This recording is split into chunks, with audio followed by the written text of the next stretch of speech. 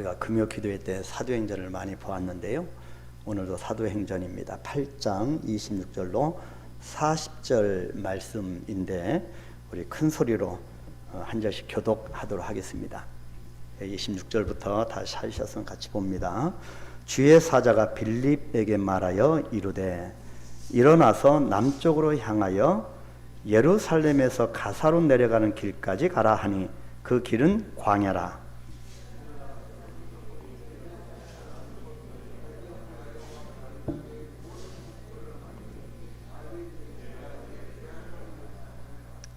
돌아가는데 수레를 타고 선지자 이사야의 글을 읽더라.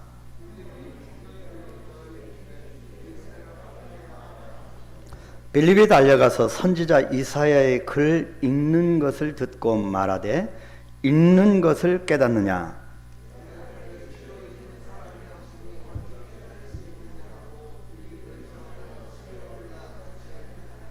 읽는 성경 구절은 이것이니 일러스되 그가 도살자에게로 가는 양과 같이 끌려갔고 털 깎는 자 앞에 있는 어린 양이 조용함과 같이 그의 입을 열지 아니하였도다.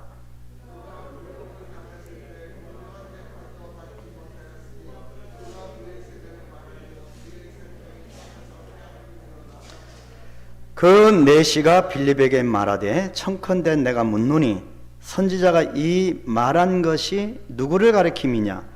자기를 가리킴이냐? 타인을 가리킴이냐?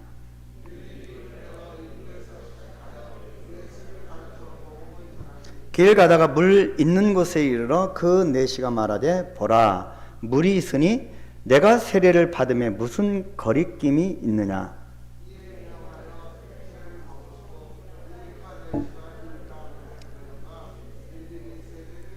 둘이 물에서 올라올새 주의 영이 빌립을 이끌어간지라.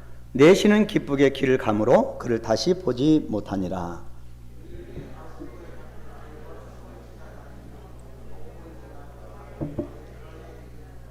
아멘, 아멘. 지난 한 주간 저는 참 개인적으로 바쁜 일정을 소화하느라고 좀 많이 피곤했습니다. 어제까지도 뭐 별로 입맛이 없어서 밥을 잘 못 먹고 좀 기운이 없다가 오늘 아침에 일부 예배를 마치고 한 10시 넘어서부터 막 이 밑에서 웃음소리가 막 들리고 웃음꽃이 피고 막 이 소리를 딱 들으니까 갑자기 제가 힘이 생겼습니다. 얼마나 행복하고 주의 성전은 이렇게 기쁨이 있고 이런 좋은 교제가 있고 웃음이 있고 행복이 있구나. 그래서 다시 한번 제가 힘을 내게 됐습니다. 얼마나 감사한지 정말 행복했습니다. 여러분 오늘도 이렇게 웃음꽃이 핀 여러분들을 주의 이름으로 축복합니다. 오늘 말씀은 우리 교단 산하에 신학교가 있는데 학부과정은 부산에 있고요. 왜 부산에 있는가?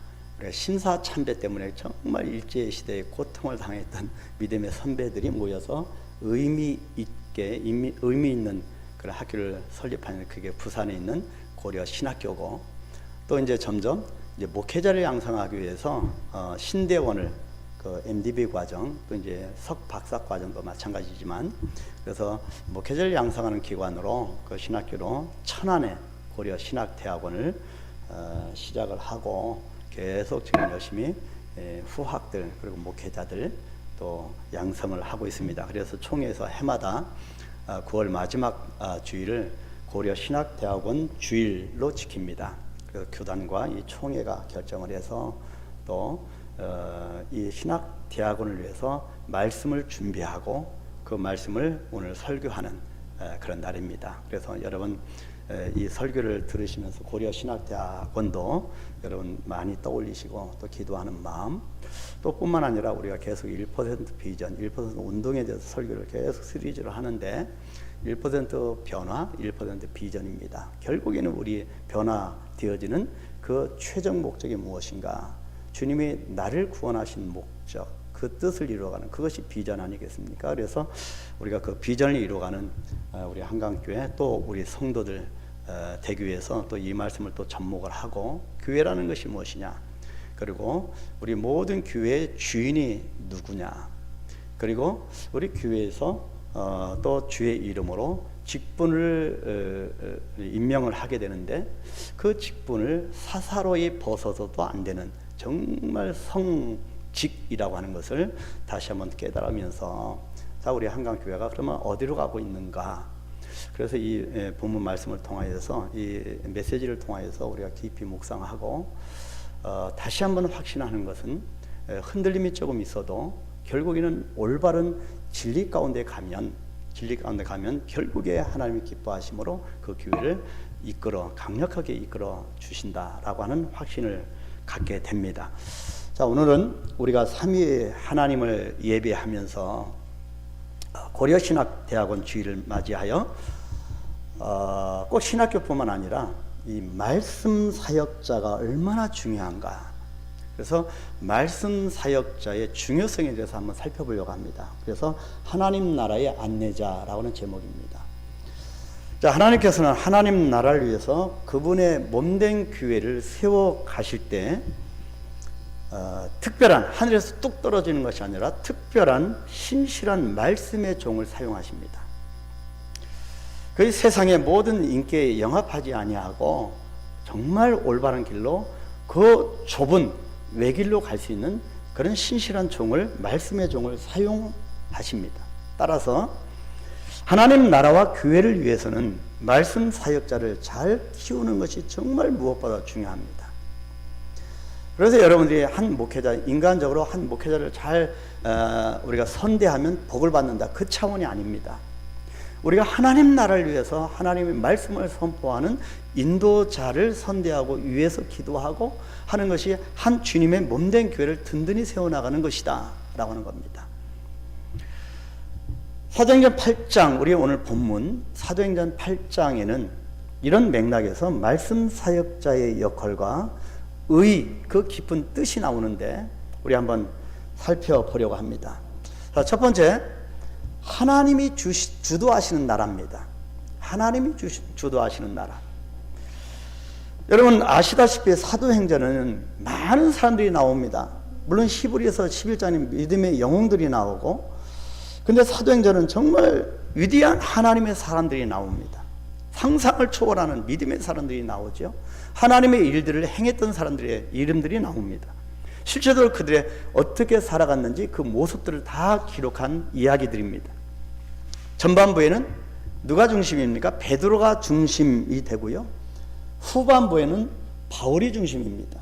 사도행전 쭉 전체를 보면 전반부는 베드로, 후반부는 바울이 중심입니다. 베드로와 바울 외에도 또 누가 기록되어 있습니까? 스데반이라고 하는 집사가 있고요. 스데반이 어떻게 했습니까? 영웅적인 이 순교를 당하는 모습이 그려져 있고요. 자, 바나바의 어떤 모습입니까? 따뜻한 섬김. 정말 바나바에게 있는 정말 따뜻한 섬김의 그런 기록이 나타나 있습니다. 이러한 사도들과 제자들의 활약을 보면서 우리는 이 성경을 뭐라고 합니까? 사도행전이라고 부릅니다. 사도들의 그런 모든 행적을 기록하였기 때문입니다. 그런데요, 이러한 사도행전에 기록된 이 사도들의 사람들의 활약에 주목하는 것은 자칫 사도행전을 주신 하나님의 의도를 제대로 파악하지 못할 수가 있습니다. 우리 교회에서도 마찬가지입니다. 봉사 많이 했다고 그 사람에게만 초점을 맞추는 것도 진리에서 약간 어긋날 수가 있다고 하는 거죠.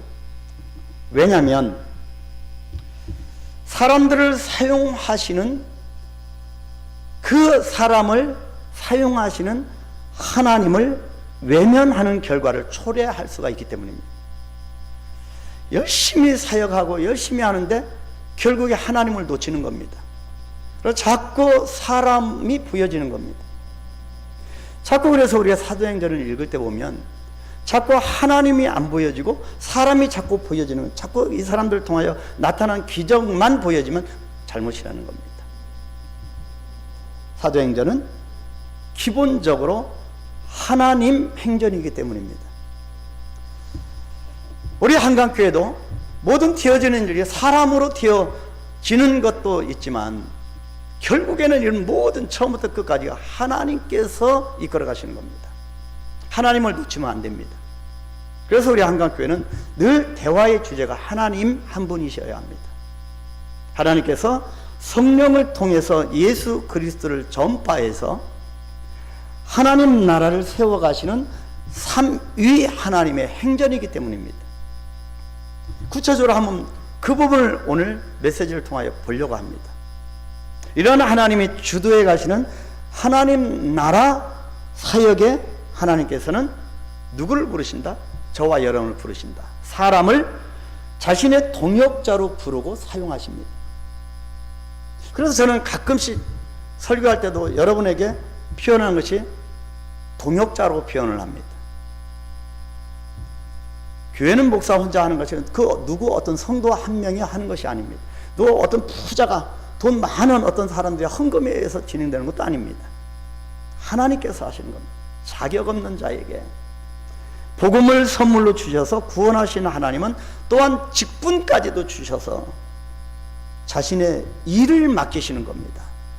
그래서 직분을 받았다고 하는 것이 얼마나 소중하고 귀한지 모릅니다. 스스로 교회로부터 받은 직분을 스스로 내려놓지 않게 되기를 축복합니다. 제자는 이런 하나님의 은혜로운 초대를 받아서 하나님의 일에 동참하는 동역하는 사람입니다. 따라서 그들의 충성, 그들의 섬김은 하나님의 은혜의 결과이고 열매입니다. 어떤 한 사람은 보고서 그 사람을 알 수 있는 것은 그 사람을 통하여 나타나는 열매를 보면 알 수 있다고 합니다. 사도행전 8장은 오늘 본문은 하나님께서 주도해 가시는 하나님 나라의 성장, 하나님 나라의 발전이지요. 그리고 그 일에 초대된 하나님의 동역자들의 모습을 잘 보여줍니다. 그것이 사도행전 8장입니다. 자, 그래서 이 사도행전 본문 8장은 어떻게 시작합니까? 하나님으로부터 축복을 받은 것으로 시작하면 참 좋겠는데 아닙니다. 박해로 시작합니다. 핍박받고 곤란으로 시작합니다. 예루살렘 교회에 큰 박해가 있었습니다. 얼마나 좋았습니까? 우리끼리 성장하고 예루살렘 교회가 부족함이 없고 막 우리끼리 좋았는데 하나님께서 박해를 불어서 보내셔서 결국에는 그 예루살렘 교회 성도는 뿔뿔이 흩어졌습니다. 개인적인 그런 부분도 있었고 갈등도 있었고 여러 가지 관점 차이도 있었겠지요. 그런 교회에 하나님께서 겉보기에는 괜찮은 교회인처럼 보였지만 하나님께서 그 교회를 쓸어 가신 겁니다. 그 환난 가운데 성도들이 더 모여서 기도한 것이 아니라 흩어졌습니다. 성도들이 뿔뿔이 흩어졌습니다. 그런데요, 이런 세상의 핍박이나 반대마저도 흩어짐마저도 하나님께서 사용하신 겁니다. 그래서 제가 아까 기도할 때 역경도 주의 은혜입니다. 환난도 주의 은혜입니다. 분명한 하나님의 뜻이 있기 때문입니다. 우리는 모든 것이 하나님의 주권에 있다라고 주권신앙을 갖고 있는 성도입니다. 그렇다면 역경은 왜 우리가 밀치려고 합니까? 역경도 하나님이 주시는 역경도 우리에게 축복이라는 거지요. 그 흩어짐마저도 헤어짐마저도 하나님께서 사용하셔서 그분 자신의 나라를 확장해 가신 겁니다. 흔들림이 있습니까? 우리 한강교회? 아닙니다. 바로 성경을 보면 하나님께서 하시는 일입니다. 금요일날도 기도가 더 차오름을 필요하다 저는 그렇게 해석한다고 했잖아요. 금요 기도회 때. 바로 하나님의 역사가 차오르는 겁니다. 하나님의 뜻입니다. 자, 박해 때문에 흩어진 사람들이 어떻게 됐습니까? 어디로 흩어집니까? 사마리아에 갑니다. 사마리아에 가서 복음을 전함으로 그 사마리아 지역에 복음화가 이루어집니다. 오늘 본문 26절부터는 빌립이 에티오피아 내시에게 복음을 전하는 장면입니다. 복음을 받을 수 없는 위치입니다. 한 나라의 왕궁의 국고를 책임지는 위치에 있는 사람인데 이 오늘 본문의 내시라고 합니다. 자, 그런 부족함이 없는 사람이 어떻게 예수 그리스도를 붙들 수 있겠습니까? 근데 성경은 참 사도행전은 참 기가 막힙니다. 역동적입니다. 이런 사람에게도 복음이 전해집니다. 에디오피아는 사도행전에서 말하는 땅끝 지역입니다. 그런데 26절에서 여러분 한번 보시면 26절에 뭐라고 합니까? 주의 사자가 빌립에게 말하여 이르되, 주의 사자라고 기록합니다. 근데요 29절에 가보면 뭐라고 합니까? 성령이 빌립더러 이르되, 성령이 빌립더러 이르시, 주의 사자 성령입니다. 주의 사자가 빌립에게 4시가 있는 광야로 가라고 합니다. 또 이번에는 성령이 빌립에게 4시의 수레에 타고 가는 수레에 가까이 가라고 말씀합니다.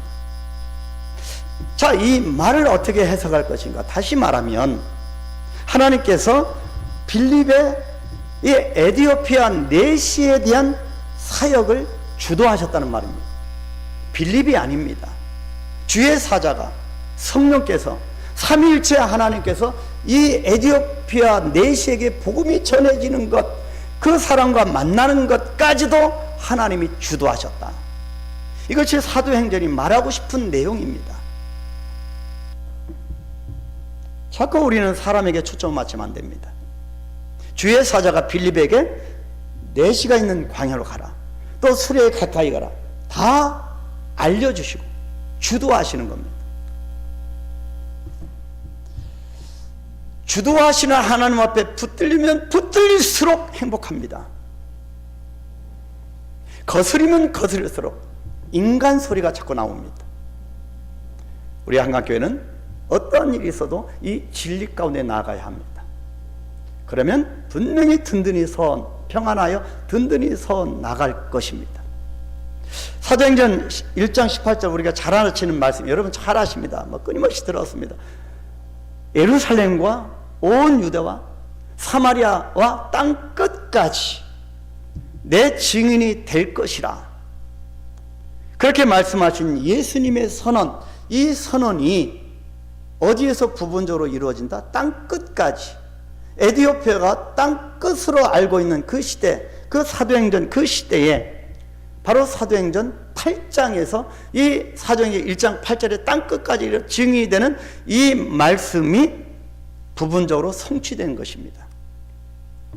그렇다면 우리 한강교회도 주님의 뜻 가운데 설립되어지고 주님의 뜻 가운데로 진행하고 주님이 주도하시면서 이 복음이 땅 끝까지 전해지는 자꾸 부분적으로 지금 성취되고 있는 겁니다. 여러분 이 환희, 이 감격, 감동 여러분 느끼셔야 합니다. 박해를, 핍박을 역으로, 어려움을 역으로 이용하셔서 사마리아의 복음이 전해지게 하셨죠. 그리고 성령을 통해서 땅 끝에서 온 에디오피아 4시에게 예수님이 전파되게 하셨습니다. 이 영적인 원리, 이 성경의 진리의 원리를 우리가 깨달아 알게 되면 아, 이것도 하나님이 하시는구나, 아, 그렇구나, 무릎을 딱 치게 됩니다. 하나님께서 이루신 것이기 때문입니다. 이것은 결국 앞으로 하나님께서 하실 일을 미리 보여주시는 거죠. 땅끝까지 하나님 나라가 세워지는 것을 하나님께서 직접 주도하시겠다는 말씀입니다. 바로 이 부분을 보는 것이 믿음입니다. 이 부분을 하나님께서 주도하시고 하나님께서 인도하시고 하나님의 하심을 보는 자는 믿음을 갖게 되고 확신의 믿음을 갖게 되고 믿음 있는 자는 흔들림이 없습니다. 성도 여러분, 우리는 눈앞에 있는 현상에만 주목하기 쉽습니다. 우리 한강교회는 다 투명하게 해서 다 재정을 오픈해 주부에 실지요. 매주마다 총계를 실습니다. 그리고 계속적으로 또 우리 모든 사역하는 진행하는 그런 부분들을 같이 성경적으로 평신도가 주도적으로 진행하는 교회가 되기를, 그렇게 교회 설립 선언문에도 기록하고 그렇게 되기를 저는 간절히 기도하고 있습니다. 그런데요, 자꾸 주부에 있는 헌금 액수를 보거나 또 이렇게 숫자를 보거나 흔들리면 하나님께서 주도하시는 것을 의심할 수도 있습니다. 근데 그게 아니라는 거예요. 사도행전을 보니까 그게 아니라고 하는 것입니다. 자, 우리 현상에만, 나타나는 현상에만 주목하기 쉬운데 그 현상 너머에 있는 하나님을 그래서 좀처럼 보지 못한다는 것입니다. 사도행전은 이런 사람들에게 하나님을 보여주는 책입니다. 하나님께서 하셨다. 그래서 하나님 나라는 하나님께서 주도해 가실 것이라고 하는 것을 강력하게 기록하고 우리를 향하여 메시지를 던지는 것이 사도행전이다. 우리에게 그런 하나님을 믿고 따라오라고 말씀하십니다. 요즘에 한참 됐죠. 너나 없이 다 그렇습니다. 한국교회가 위기라고 합니다. 그럼 그 위기를 타파하기 위해서 무엇을 해야 할지 정확한 대답을 내어놓기는 좀 어렵습니다. 그래서 계속 입으로는 위기다 그렇게 평가만 합니다. 전체 국가 인구는 자꾸 줄어들고요. 인구 절벽이 참 무섭습니다. 사람들은 성도들까지 더욱더 점점 세속화되어 갑니다. 교회는 영적 리더십을 잃어가고 있고 여러 문제로 신음하고 있습니다. 젊은이들이 교회를 등지고 있습니다. 자기들의 판단에 의해서 교회가 고리타분한 거죠. 왜 진리가 예수 안에만 있느냐는 겁니다. 다양해진 이 세상이 얼마나 쾌락적으로 즐기기 좋은 그런 시대입니까? 특히 밤에 가면 밤에 즐길 거리가 너무너무 많아서 한 번 빠지면 헤어나기가 어렵습니다. 그래서 한국교회가 지금 위기라고 합니다. 어느 교회를 가봐도 다 평균 연령이 다 높고 그래서 위기라고 합니다. 자, 우리가 현 시대를 냉철하게 분별하고 현 상태를 정확하게 진단하는 것은 매우 중요합니다. 진단하고 위기다라고 말하는 것도 중요합니다. 그러나 그것만 있으면 안 됩니다. 하나님을 보아야 합니다.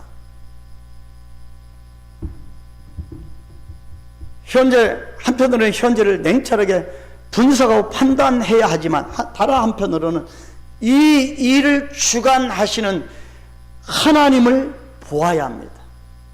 한강교회를 만들어 가시는 하나님의 뜻이 무엇인지 하나님을 보아야 합니다. 하나님께서 주도적으로 이루어 가시는 하나님 나라를 보아야 합니다. 우리가 왜 신앙생활하고 교회를 세워가고 섬기고 이렇습니까? 하나님 나라를 위해서 아니겠습니까? 하나님의 영광을 위해서 아니겠습니까? 하나님은 자신의 영광을 받기 위해서 저와 여러분을 부르신 겁니다. 그것이 교회의 목적입니다. 그래서 교회가 교회 냄새가 나야지 자꾸 세상 냄새가 나서는 안 되지 않겠습니까? 그러므로 우리 한강교회는 절망도 감사하게 품어야 되겠지만 애통하는 마음도 있어야 되겠고 결국에 희망을 품어야 합니다. 이 시대에 이 땅에 무너져가는 교회를 보면서 애통해야 하고 안타깝고 바로 이것이 애통함입니다. 죄를 끌어안고 애통함. 주일날 설교했잖아요. 1% 비전, 1% 변화를 위해서 설교하면서 시리즈 설교하면서 애통함이 있어야 된다. 절망감이 있어야 된다. 나는 죄인임을 인정하면서 절망감을 품어야 된다. 동시에 그럼에도 불구하고 하나님께서 반드시 하실 것에 대해서 꿈을 꾸어야 합니다. 이것이 1% 비전입니다. 저는 이것을 본 거지요. 여러분 믿음으로 기도하시길 바랍니다. 조만간 제가 또 몽골 갔다 와서 프랭카드도 만들고 할 겁니다. 올해 추석이 아니고 추석 감사 주일 때 우리 전교인이 다 합심하여서 초청 잔치를 할 겁니다. 믿지 않는 사람들, 친지들, 주위 동네 사람들 모셔올 겁니다. 그래서 한번 우리가 하나님 앞에 예배할 겁니다. 바로 이것을 꿈꾸는 것, 이것이 비전입니다. 그래서 원래 오늘은 신학교 주일을 맞이해서 신학교 교수님을 초청하는데 말씀드렸듯이 교수님은 일정이 잘 안 맞았습니다. 제가 꼭 모시고 싶은 교수님이 있었는데 작년에 교수님 성함 생각나십니까? 저랑 비슷했잖아요. 김성진 교수님이었는데요. 그래서 욥기서를 했잖아요. 특강을 오후에 때. 이번에 제가 봄에 우리 전국 우리 교회 교역자 부부 수련회가 있었는데 그리고 부산 세계로 교회에서 했었는데요. 그때 특강 강사로 오신 교수님 한 분이 있는데 그분이 김성수, 성진이 아니고 이분 김성수 교수님인데 구약학 교수님입니다. 키가 훤칠하게 크시고 이분이 특강을 아가서를 했습니다. 얼마나 제가 도전받고 은혜를 받았는지 저만 받으면 좀 그랬는데 아내도 마찬가지고 그래서 제가 기도하다가 올해 고려신학대학 이 기념주의를 이 교수님 모셔야 되겠다 했는데 이분이 너무 인기가 좋아서 일정이 빡빡해서 간신히 스케줄을 뽑아서 10월 23일 주일날 오시게 됐습니다. 그래서 1, 2부 통합 예배를 드리고 그리고 각 셀별로 이렇게 교제하시다가 저는 이 강사 목사님 같이 식사하고 2시부터 특강을 좀 듣는 시간. 원래는 이제 청년들 가면 청년들 대상으로 한다는데 청년들과 우리 모든 전 성도들이 모여서 오후에는 특강을 듣는 시간을 이렇게 꾸몄으면 좀 좋겠다. 그래서 여러분 안 믿는 분도 데려오세요. 그리고 여러분 부부, 특히 부부들 같이 오시고요. 여러분 가정 식구들, 자녀들도 같이 왔으면 좋겠습니다. 그래서 참 좋은 교수님 제가 청구하고 추천합니다. 여러분 위해서 기도해 주시고요. 바로 이런 것을 자꾸 꿈꿔요. 영혼 구원에서 꿈꾸는 거, 이거 비전입니다. 자, 사도행전 3장에 우리가 잘 아는, 우리가 집중하고 주목할 만한 그 기사가 나옵니다. 태어나면서 못 걷게 된 이를 베드로와 요한이 만나서 그를 어떻게 합니까? 내게 근거한 은은 없거냐, 내게 있는 것으로 내게 주노니 곧 나사렛 예수 그리스도의 이름으로 일어나 걸어라 하니 발과 발목에 힘을 얻어 여호와를 뛰어서 걸으며 여호와를 찾으며 성전 안에 들어갔습니다. 자, 그 예수 그리스도의 이름으로 일으켜 세웠는데도 불구하고 예수 그리스도보다 이 사람이 태어나서 걷지 못하는 사람이 일어난 것만 사람이 초점을 맞춥니다. 그래서 이 사건 후에 당시에 성전에 모여있던 많은 사람들이 누구에게 주목하느냐? 베드로와 요한 주위로 모여들었습니다. 구름대와 같은 사람이 모여든 겁니다. 그들을 흥분했고요. 베드로와 요한에게 열광을 했습니다. 그리고 요즘에는 자꾸 스타 목사님도 나오고 스타 강사들도 나오고 그러지 않습니까? 열광하는 겁니다. 근데 여기서 놓치지 말아야 할 부분이 있습니다. 그때 베드로가 했던 유명한 말이 바로 사도행전 3장 12절 13절입니다. 바로 이 부분에 우리가 주목하고자 하는 것입니다. 베드로가 이것을 보고 백성에게 말하되 이스라엘 사람들아 이 일을 왜 놀랍게 여기느냐? 우리 개인의 권능과 경건으로 이 사람을 걷게 한 것처럼 왜 우리를 주목하느냐? 아브라함과 이삭과 야곱의 하나님 곧 우리 조상의 하나님이 그의 종 예수를 영화롭게 하셨느니라. 영화롭게 될 사람은 나가 아니고 예수 그리스도라고 하는 것입니다. 왜 우리를 주목하느냐? 예수님을 주목하라. 예수 그리스도를 영화롭게 해라. 우리는 얼마나 주님께로 돌아갈 그 상급과 그 영광을 내가 차지하는 경우가 많습니까? 이것이 사도행전입니다. 주님께로만 초점을 맞추는 것. 베드로가 사도행전이 보여주는 하나님 나라의 원리를 정확하게 설명한 겁니다. 우리 한강교회는 누가 영웅되는가 정확하게 예수 그리스도만 영광을 받는 교회, 그런 교회가 되기를 소망하고, 이것이 1% 비전입니다. 자꾸 사람이 각광을, 주목을 받게 되면 시험 듭니다. 갈등이 생깁니다. 하나님 나라를 친히 이끌고 가시는 하나님을 보아야 합니다. 목사도 죄인이고요. 동일한 관점에서 여러분 너무 저만 주목해서는 안 됩니다. 제 안에 있는 저를 움직이시는 예수님을 보셔야 합니다. 오늘 본문에 나오는 빌립의 이야기도 하나님만을 보여줍니다. 하나님이 사마리아의 복음화와 땅끝에 복음 전파를 주도적으로 이끌어 가셨기 때문입니다. 그렇기 때문에 성도 여러분, 지금 한국 사회와 한국 교회의 형편이 그렇게 희망적인 것은 아니지만, 그럼에도 불구하고 여러분의 눈으로 볼 때 우리 한강교회가 어떻게 보일지는 모르지만, 그럼에도 불구하고 우리는 하나님을 주목해야 합니다. 하나님께서 그분의 나라를 주도적으로 이루어 가실 것을 믿고 또 그분을 바라보아야 합니다. 바로 이것이 하나님이 주도하시는 나라입니다. 이 나라를 향하여 우리는 달려가는 것이지요. 자, 두 번째는 하나님 나라가 있다면, 하나님이 주도하시는 그 나라가 있다면 그 나라를 누가 섬겨야 될 것인가? 하나님 나라의 안내자입니다. 하나님께서 주도하시는 하나님 나라를 위해서 우리 하나님께서는 누구를 부르신다? 사람을 부르신다. 저도 부르시고 여러분도 부르신 겁니다. 오늘 본문은 이렇게 초대된 한 사람을 소개하고 있지요. 바로 그 사람이 빌립이라고 하는 사람입니다. 빌립은 하나님 나라의 안내자가 되어서 하나님의 일에 동참합니다. 그의 모든 삶의 초점은 이제 하나님 나라입니다.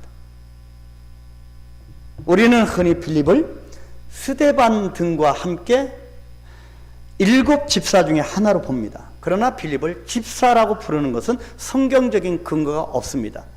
목사님, 성경적인 근거가 있는데요? 분명히 성경에는 스데반 집사라고 그렇게 했는데요?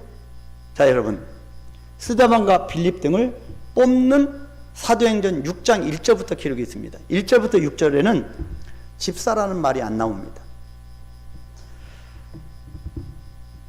물론 21장에 가면 집사라는, 21장 8절에 보면, 여기 보면 이튿날 떠나 가이사랴에 이르러 7 지사 중 하나인 전도자 빌립의 집에 7 지사 중 하나, 집사라고 표현합니다.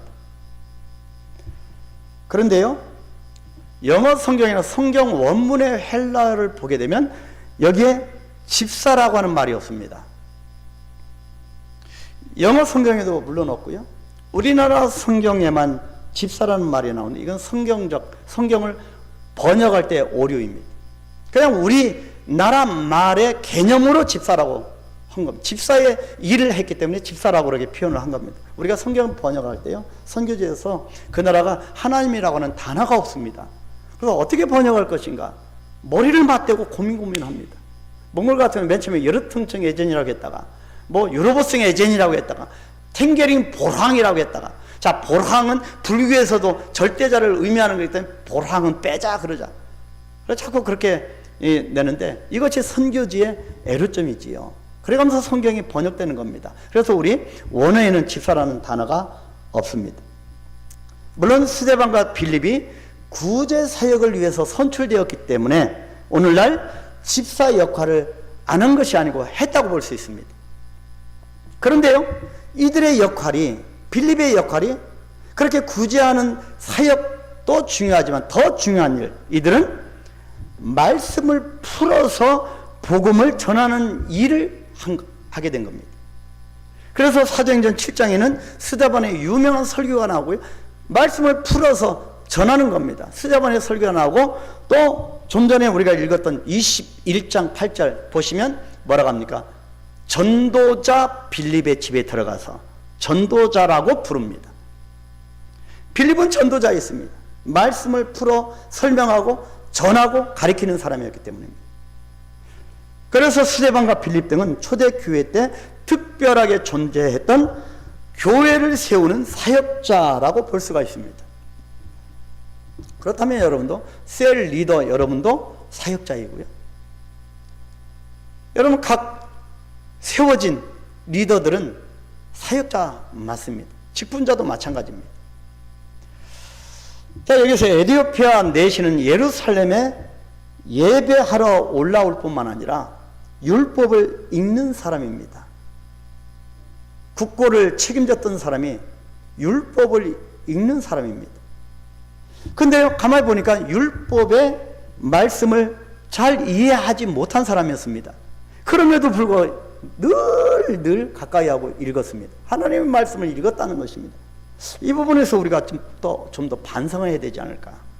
주일날만 와서 잠깐 일주일 내내 먼지 묻은 성경 훌훌 털고 그냥 오고, 또 어떤 분은 제가 이렇게 보니까 정말 급하게 교회에 와셔서 성경 없이 오셔서 성경이 필요한 분들 위해서 우리 비청으로 놨는데 늘 노상 그냥 열심히 가벼운 자세로 오셔서 그냥 우리 비청 성경을 딱 놓고 하시는 분도 있더라고요. 그게 잘못이라고 말씀드리는, 제가 야단치는 거 아닙니다. 근데요, 이 내시는 늘 성경을 가까이 했다는 것입니다. 늘 성경을 읽었다고 하네요.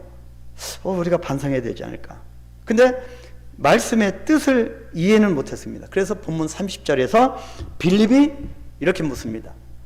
읽는 것을 깨닫느냐.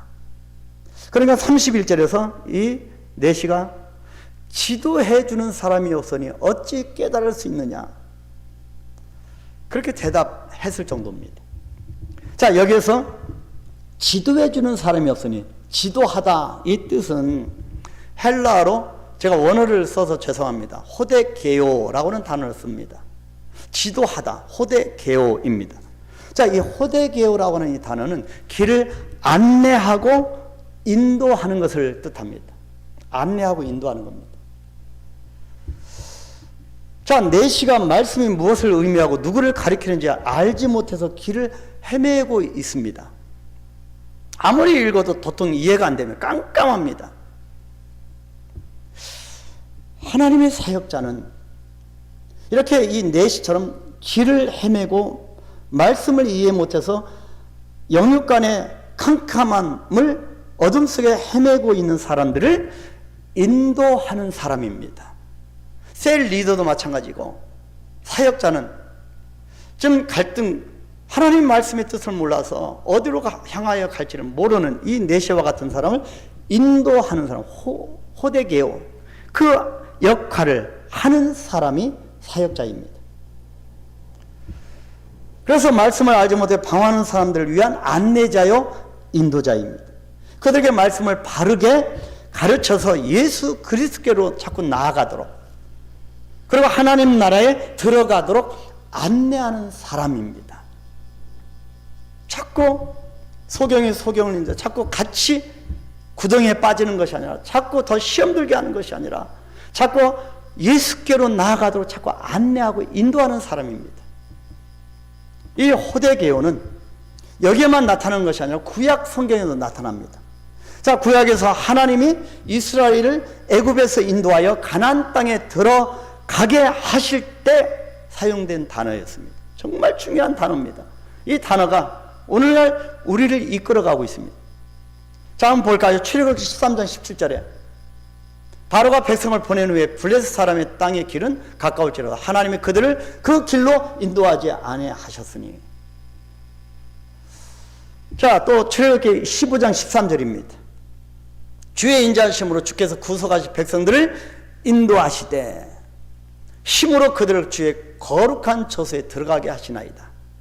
결국에 적과 꿀이는 가나안 땅, 천국으로 인도하시는 것, 이것이 호데게오입니다. 또 민수기 24장 8절에 보니까 하나님의 그를 애굽에서 인도하여 내셨으니 그 힘이 들소와 같도다. 하나님이 우리를 안내하고 인도하는 그 힘이, 그 능력이 들소와 같이 강력하다는 말씀입니다. 이 강력한 힘으로 우리를 이끌어가고 있습니다. 여호수아 24장 3절에 내가 너희의 조상 아브라함을 강 저쪽에 이끌어내어 가나안 온 땅에 두루 행하게 하고, 행하다, 호데게오, 인도한다는 뜻입니다. 또 시편 77편 14절에도 이렇게 말씀합니다. 주는 기이한 일을 행하신 하나님이다. 기이한 일로 우리를 호되게 인도하시고 안내하시는 분이시다. 그래서 안내하시면서 민족들 중에 주의 능력을 자꾸 알리신다는 것입니다. 여러분을 붙들고 계신 주의 능력이 크다고 하는 것을 알려주신다는 것입니다. 이것이 호되개오입니다. 바로 근데 이 내시는 이 호되개오, 하나님이 인도하시는 것을 알지 못하였다고 합니다. 그리고 구름기둥과 불기둥으로 인도하실 때 사용된 단어입니다. 신명기 1장 33절에 그는 너희보다 먼저 그 길을 가시며 장막 칠 곳을 찾으시고 밤에는 불로 낮에는 구름으로 너희가 갈 길을 지시하신 자신, 인도하시고 지시하시고 이끌어 가시는 분이십니다. 아멘이시지요? 느헤미야 9장 12절에 낮에는 구름기둥으로 인도하시고 밤에는 불기둥으로 그들에게 행할 길을 그들에게 비추셨사오니, 비추시는 겁니다. 인도하시는 것입니다. 밝은 길이 어디 있는지 비춰주시고 인도하시는 분이십니다. 이것이 호되개오입니다. 그래서 하나님은 저와 여러분을 끝까지 성도의 견인, 끝까지 이끌어 가시고 지도하시고 안내하시고 인도하시는 분이십니다. 여기에서 하나님 곁을 이탈하지 마시기를 축복합니다. 애굽에서 나올 때 인도하시고 광야에서도 인도하시고 가나안으로 들어갈 때도 인도하시는 하나님이십니다. 하나님은 그의 백성을 안식으로 인도하시는 분이시고, 이러한 하나님의 인도하심을 위해서 하나님께서는 누구를 모세를 들어 사용하신 겁니다.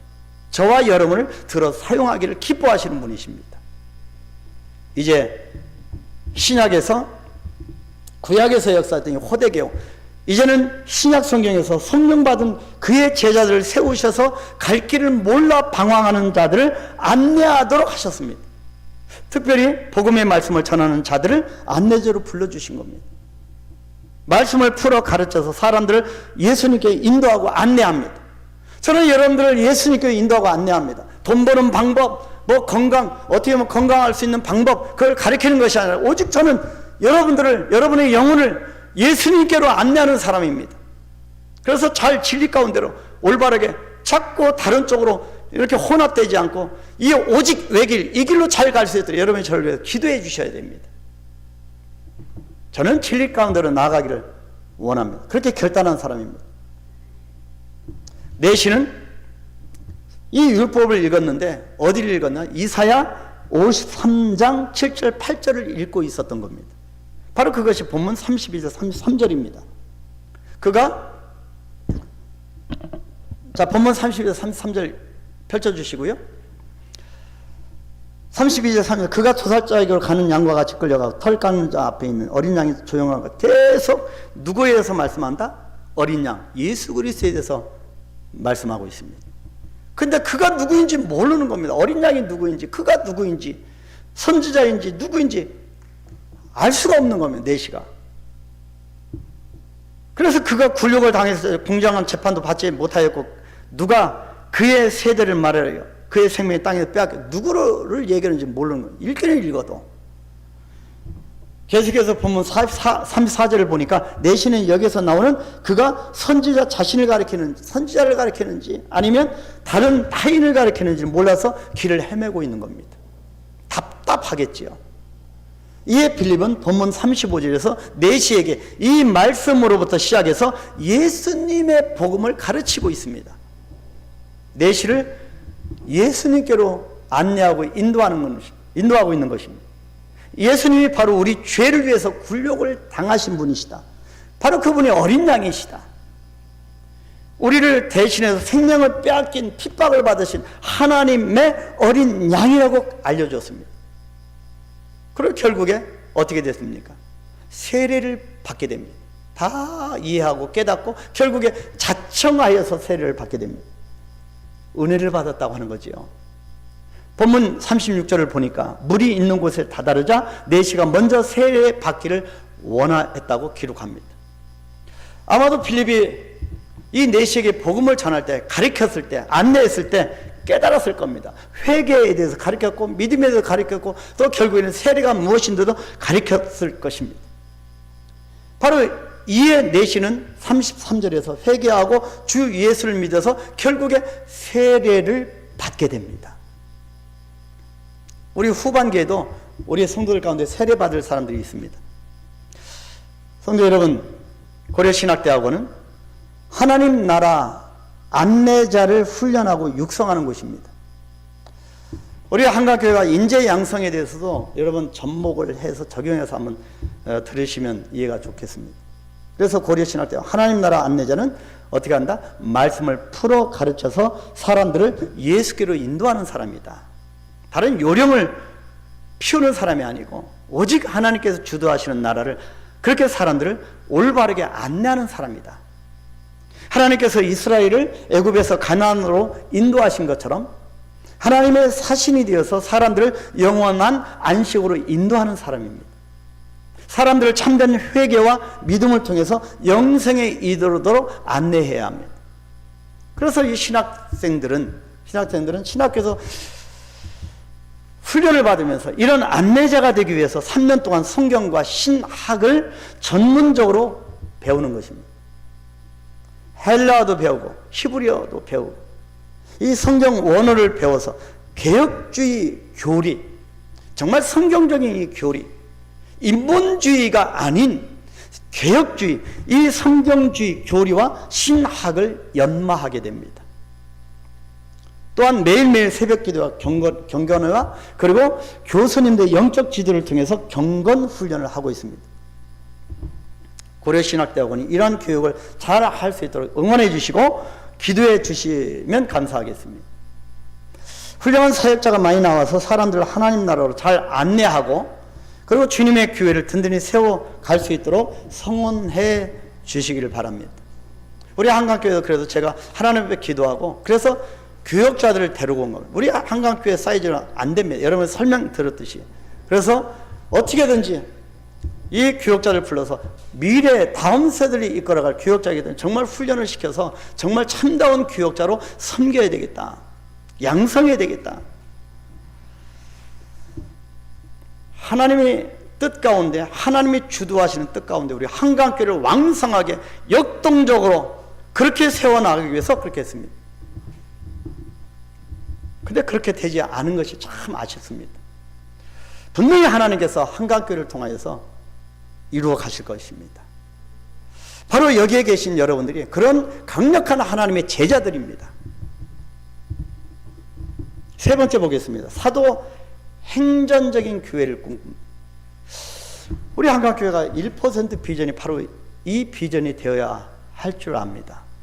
사도행전적인 교회를 꿈꿔야 합니다.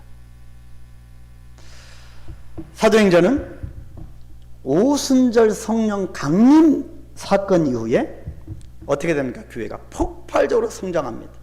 부흥하고요. 하나님 나라가 발전하는 이야기를 담고 있어요. 근데 성경에는 부흥이라고는 단어를 안 씁니다. 제가 여호수아서를 통하여서 본 이 교회 부흥 전략에 대해서 아주 초창기에 한 적이 있는데 다음에 기회 되면 또 하겠습니다. 부흥이라고 하는 단어를 사용하니 폭발적으로 성장하고 하나님 나라가 확장되어지는 그런 이야기를 담고 있습니다. 자, 이것은 하나님의 역사이고 성령의 일하심이고 사도들을 비롯한 제자들의 헌신의 결과입니다. 오늘 우리 한강교회 여기까지 달려온 것은 여러분들의 헌신의 결과입니다. 성령의 역사입니다. 하나님의 주도하심입니다. 그런데 사도행전 저자는요, 이런 교회 성장과 하나님 나라 확장을 아주 독특하게 묘사합니다. 근데 우리는 자꾸 부흥, 교회 부흥이라고 해서 자꾸 다른 쪽으로 숫자적인 부흥, 자꾸 거기에 초점을 맞추기 때문에 자꾸 달라지는 겁니다. 자, 이 사도행전의 저자 누가가 특별하게 독특하게 표현을 하는데 여기에 보면 하나님이나 성령님이라고는 언급을 하지 않습니다. 다르게 표현합니다. 그리고 사도들의 헌신도 언급하지 않고 다르게 표현합니다. 그래서 우리가 헌신하는 것도요, 하나님이 하시는 것이지 하나님이 그 마음을 주시는 내가 그렇게 자발적으로 하는 것이 아니라는 것입니다. 그래서 헌신도 섬김도 자랑할 것이 못 된다. 오직 자랑할 것은 주 예수 그리스도 십자가 외에는 자랑할 것이 없도다. 그렇게 고백한 것이 아니겠습니까? 이 사도행전 저자가 독특하게 다르게 언급을 하는데 그것은 뭐라고 하냐면 주의 말씀이 힘이 있어 점점 더 흥왕하여졌더라. 주의 말씀이 힘이 있어졌다. 성장, 부흥을 이런 관점으로 본 겁니다. 주의 말씀이 더 힘이 있고 점점 더 흥왕하여졌다. 주의 말씀입니다. 이 표현이 계속 반복해서 등장하는 사도행전 6장 7절, 12장 24절, 19장 24절 계속 이렇게 반복하여 똑같은 말씀이 기록되어져. 이것은 말씀 중심으로 하나님 나라와 교회가 성장을 했다고 하는 말씀입니다. 말씀이 얼마나 중요한가. 자, 사도행전 6장에는 헬라파 과부들이 구제에서 제외되는 일로 예루살렘 교회가 분열되어지는 이야기가 나옵니다. 갈등을 벌여 서로가 막 다투고요. 서로가 두 파로 나눠져서 자꾸 4분 5열 겁니다. 왜? 구제를 하는데 헬라파 과부들을 다 제외시키는 거예요. 다 세력 다툼, 자꾸 인간적인 그런 생각으로 자꾸 이게 다툼이 일어난 겁니다. 그래서 4분 5열 됐습니다. 분열되었습니다. 그래서 예루살렘 교회가 모여서 결정하기를 처음으로 이렇게 위기를 맞이한, 그래서 결정하는데 이때 사도들은 말씀과 기도에 전무하고 자꾸 사도들이 구제하는 일, 그런 일까지 자꾸 하니까 말씀에 집중을 못하는 겁니다. 그래서 말씀과 기도에 집중하고 구제를 전담할 사역자를 세우게 됩니다. 바로 그래서 바로 집사 제도를 준 겁니다. 집사는 섬기는 사람입니다. 마침내 분열됐던 교회가 하나가 되어져. 그러자 교회는 다시 안정이 되고 다시 성장하게 되었습니다. 우리 한강교회는 어떨까요? 사도행전 저자는 이러한 안정과 발전을 어떻게 표현하느냐? 사도행전 6장 7절에서 하나님의 말씀이 점점 왕성하여, 그렇게 기록합니다. 여러분 여기 화면에 보이시죠? 하나님의 말씀이 점점 왕성하여. 이 표현에 여러분 주목하시길 바랍니다. 또 사도행전 12장에서는 어떤 기록입니까? 하나님께서 기적적인 방법으로 감옥에 갇힌 베드로를 풀어줬습니다. 우리가 금요 기도회 때 보았던 본문입니다. 옥문이 열려지고 수갑이 다 풀어지고 여러분 살아났습니다. 근데 이 베드로를 죽이려고 했던, 결국에 이 헤롯은 하나님이 치셔서 결국에는 죽게 되었습니다. 이런 기록입니다. 그래서 이런 놀라운 하나님의 보호를 경험한 교회는 어떻게 됐다? 더욱 성장하였다. 근데 이 놀라운 기적을 보고 사람들이 고린도까지 몰려오고 성장하고, 근데 뭐 때문에, 어떻게 이 사도행전 이 저자가 뭐라고 기록하느냐? 똑같이 기록합니다. 사도행전 12장 24절에서 하나님의 말씀은 흥왕하여 더하더라. 자꾸 하나님의 말씀입니다. 주의 말씀입니다. 사도행전 19장입니다. 똑같습니다. 바울이 에베소에서 복음을 전하고 말씀을 강론한 이야기가 나옵니다. 근데요, 바울의 손을 통해서 기적이 나타난 이야기가 기록되어 있습니다. 어떤 기적입니까? 잠깐 설명드리면, 베드로가 입고 있었던, 바울이 입고 있었던 이 옷가에 닿기만 해도, 이 바울의 옷을 딱 겉옷을 아픈 부에 놓기만 해도 병이 떠나갔습니다. 그런 기적에, 병남의 기적에, 신유의 기적이 나타났습니다. 그러니 사람들이 얼마나 하나님보다는 이 기적을 더 보았겠습니까? 근데요, 이 사도행전 누가는 저자는 그 부분을 기록하지 않고 또 동일하게 뭐라고 합니까? 사도행전 19장 20절에 주의 말씀이 힘이 있어 흥왕하여 세력을 얻으니라. 주의 말씀으로 되었다고 하는 것입니다. 이 시대에 다시 한번 사도행전적인 교회라고 하는 것은 말씀으로 돌아가는 겁니다. 말씀을 붙드는 겁니다. 이와 같이 사도행전 저자는 교회의 부흥, 하나님 나라의 확장을 말씀의 관점에서 해석하고 설명하였습니다. 그렇다면 우리 한강교회가 정말 말씀에 신실하게 올바른 말씀에 증거되고 있나요? 사람의 초점을 맞추지 않고 정말 하나님 편에서 말씀이 올바르게 시행되고 있고, 그렇게 올바른 말씀이 진리가 선포되어 있는가? 그러면 올바른 교회입니다. 우리는 올바르게 가고 있는 겁니다. 교회가 위기를 극복하고 하나님의 보호를 받고 믿는 자의 수가 더욱 늘어날 때 말씀이 흥왕하여졌다고, 힘을 얻었다, 그렇게 말씀하고 있습니다. 주의 말씀이 우리의 한강교회 더 힘을 얻게 되기를 축복합니다. 교회의 발전은, 교회의 성장은 말씀의 역사와 함께 간다고 하는 사실입니다. 말씀이 전파되고 말씀이 가르쳐지고 말씀이 실천되는 것을 통해 교회는 성장하고 하나님 나라는 더 확장된다는 것입니다. 말씀이 있어야 됩니다. 자꾸 한국교회 위기라고만 할 것이 아니라 내 안에 1% 비전이, 1% 자꾸 변화가 이루어지고 있는가, 이 말씀을 붙드는 삶이 자꾸 더 해지고 있는가, 그것을 보시길 바랍니다. 나를 향하신 하나님을 보시길 바랍니다. 그러면 이 시대에 누가 뭐라 해도 우리 한강교회는 든든히 평안하여 든든히 서서 하나님의 일들을 이루어 나가게 될 것입니다. 오늘날 많은 현대 교회가 초대 교회로 가자고 외칩니다. 사도행전적인 교회를 꿈꾼다고 합니다. 사도행전에는 초대 교회의 여러 모습, 기적과 같은 여러 모습이 나오지만 그 중에 가장 대표적인 것이 무엇이다? 말씀의 역사가 강력하게 일어난 것이 중심이었다. 따라서 훌륭한 말씀의 사역자를 잘 길러내는 것은 우리가 초대교회로 돌아가는 지름길입니다. 그래서 말씀 인도자들을 여러분 존중히 여기시고 위에서 기도해 주시고, 바로 이것이 사도행전적인 교회를 실현해내는 길입니다. 고려신학대학원이 말씀의 사역자를 잘 길러내어서 우리 교단이 초대교회와 같은 귀한 교회로 자라갈 수 있도록 염원해 주시고 기도해 주시고, 그렇게 우리가 했으면 좋겠습니다. 그래서 우리도 세 가지 중점 사역이 있잖아요. 전도, 선교, 나눔, 복지, 인재 양성입니다. 특별히 저는 인재 양성에 지금 중점을 두고 싶습니다. 매번 얘기했지만, 그래서 자꾸 교역자들, 거기에 맞는 교역을 어떻게 하면 더 우리 교회 학교를 이렇게 세울까? 주일학교, 또 중고등부 청소년부 SFC, 이 중고등부 학생들 중요한 때 아닙니까?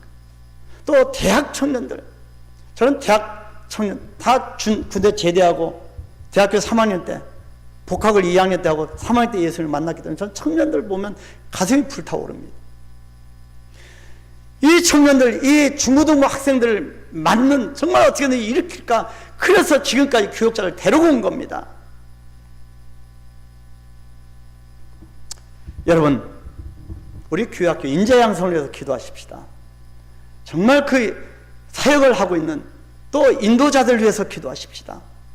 그리고 이 대학 청년부뿐만 아니라 이 SFC, 오늘 여러분 SFC 두 남자친구 중학교 1학년이 왔더라고요. 우리 처음부터 왔던 민정이 후배들이래요. 2명의 남자아이들이 왔어요. 보니까 얼마나 감사하고 반가운지 좀 관심 기울이시고 기도해 주십시오. 주일학교 이렇게 막 떠들썩했는데 한순간부터 잠잠해졌습니다. 또 떠들썩하도록 여러분 기도해 주시기 바랍니다.